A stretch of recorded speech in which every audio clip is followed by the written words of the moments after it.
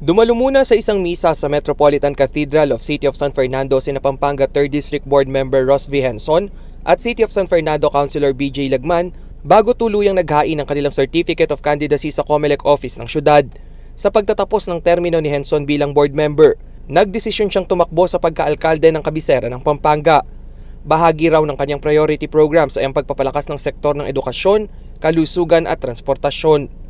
Tututukan niya rin umano ang sektor ng pamumuhunan sa lungsod lalo na't malaking dagok ang naging hatid ng pandemya sa mga negosyo at establishmento. Create a business climate that is conducive for investment and capitalists to go to San Fernando. At the same time, provide the basic social services needed by our people. Habang si CSFP 3-term councilor at vice mayoral aspirant BJ Lagman nais umanong ipagpatuloy ang pagpapatibay sa mga batas ng syudad para sa mga senior citizen at persons with disabilities at maging ang environmental protection. We will continue to push for the continuity of what programs and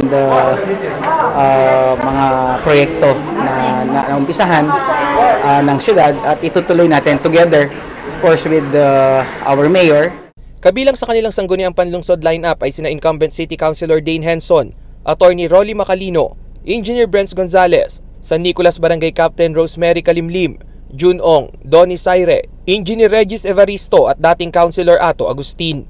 Ang slate ni Henson ay tatakbo sa ilalim ng local political party na kambila na pinamumunuan ni Pampanga Vice Governor Lilia Pineda. Rainiel Pawid, CLTV News.